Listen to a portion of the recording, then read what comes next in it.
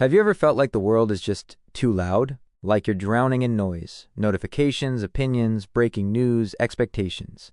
You scroll, hoping to feel something real, but end up feeling more lost than ever. You run all day and still feel behind. You say you're fine, but inside, you're exhausted, disconnected, anxious, maybe even angry. And you wonder, what's wrong with me? But maybe the real question is, what's wrong with the world? See, the world is chaotic. But what if chaos isn't the enemy?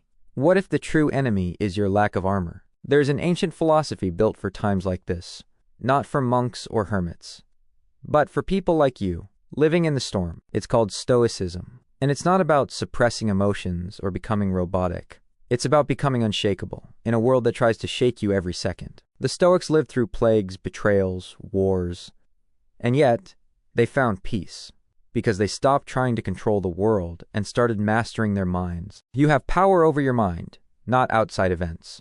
Realize this, and you will find strength. Marcus Aurelius. That one line can change your life. What's up to you? Your thoughts, your actions, your responses. What's not?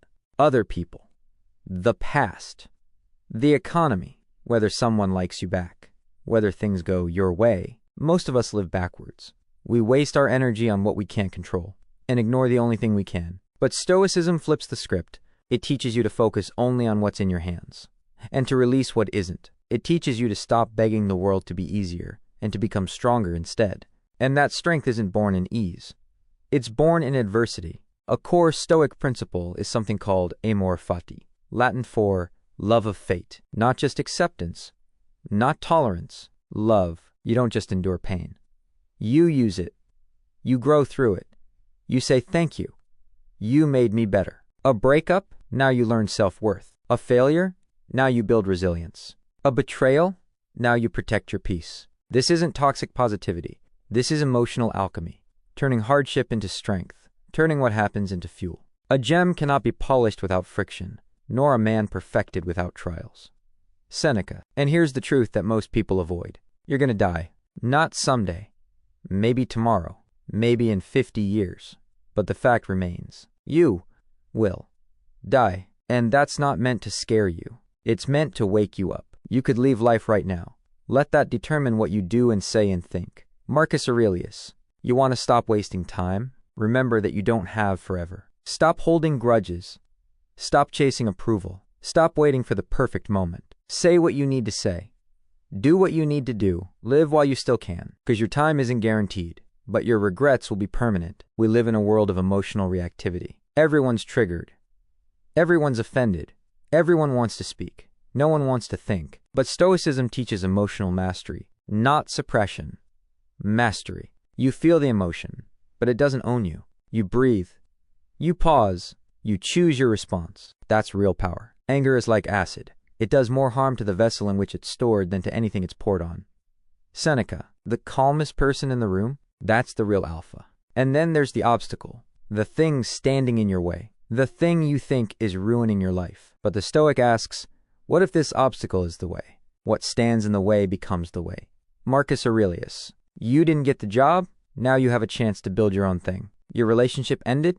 Now you remember who you are. You failed?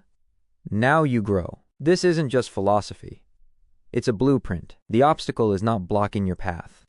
It is the path. In today's world, we're told to chase attention, to be famous, rich, perfect. But Stoicism says, that's not success. Success is this. Were you honest today? Did you live with integrity? Did you act with courage, compassion, discipline? Because those are the things no one can take from you. Not the market. Not your enemies. Not time. If you want to be noble, act nobly. Epictetus. So stop chasing applause. Start building virtue. Now let's make this real. Here's how you live Stoicism in a modern world. Wake up each morning and rehearse your day. Visualize challenges. Prepare your mind. Then at night, reflect. What did I do well? What did I waste energy on? How can I do better? Journal your thoughts. Watch your emotions. Respond slower. Speak less. Listen more. Choose character over image. Substance over style. Inner scorecard over external praise. Small, daily practices. They forge an unbreakable mind. You want to rebel in 2025? Don't scream louder. Be still. Don't argue more. Be wise. Don't react. Respond. Don't follow trends.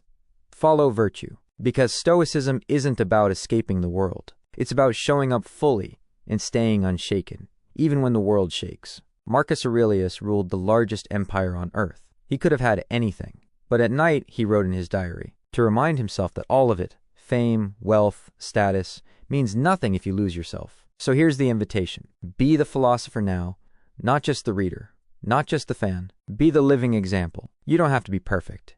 You just have to be principled. You don't need applause. You need peace. You don't need to control the world. Just master your mind. The world may burn around you, but you